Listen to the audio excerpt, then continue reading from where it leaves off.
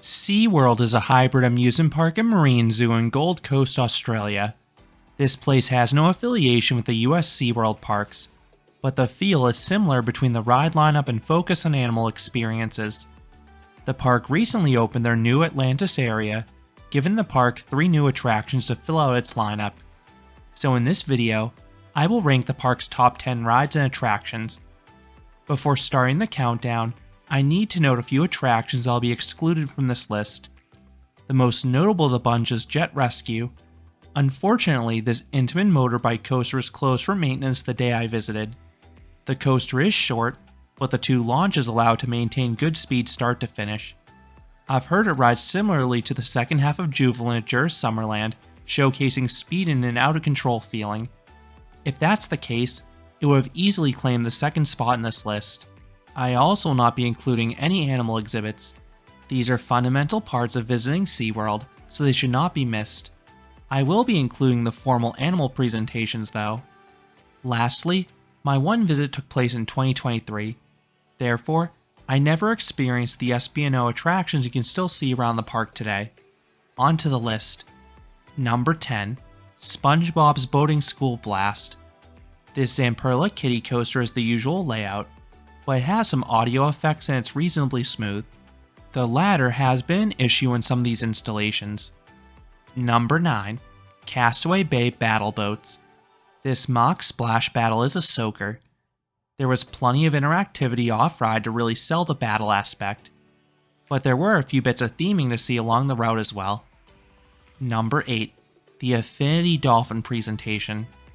It was definitely cool seeing them jump high in the air.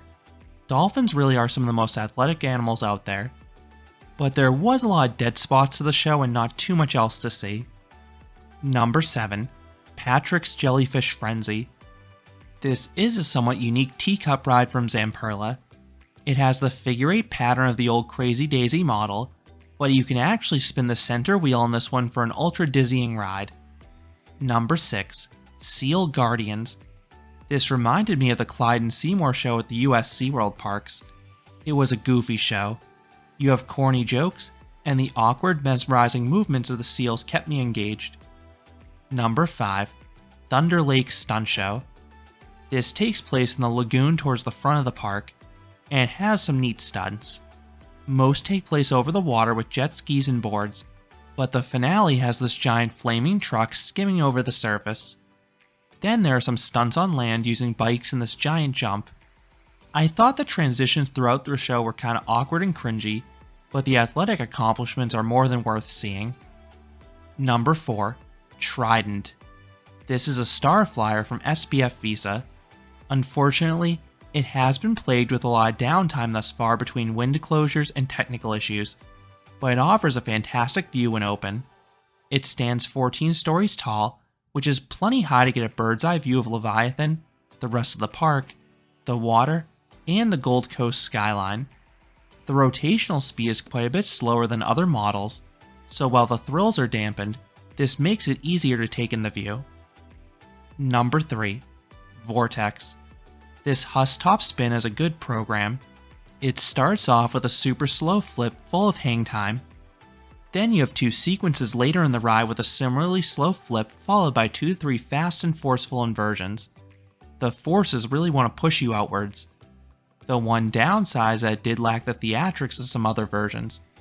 I figured there'd be geysers and such when I saw the ponds around the ride, but they were still start to finish. Number 2. Storm Coaster.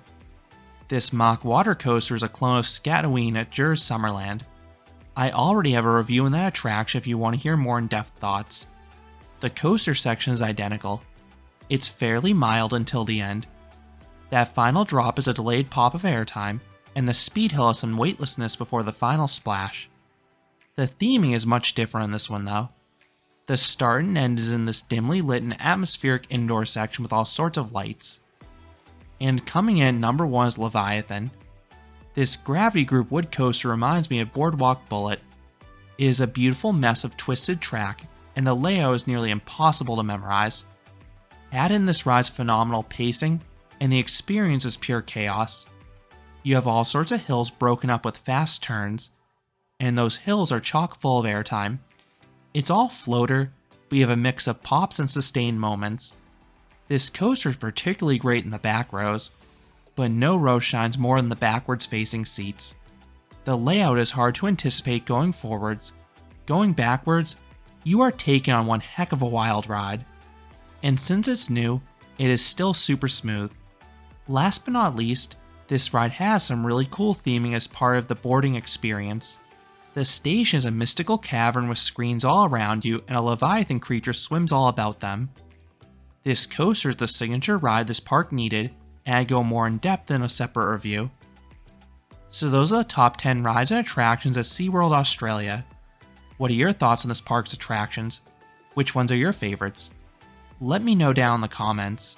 If you enjoyed this countdown, I would appreciate it if you gave this video a like, and you consider subscribing, because there'll be a lot more roller coaster and amusement park videos here at Canopy Coaster. Thanks for watching.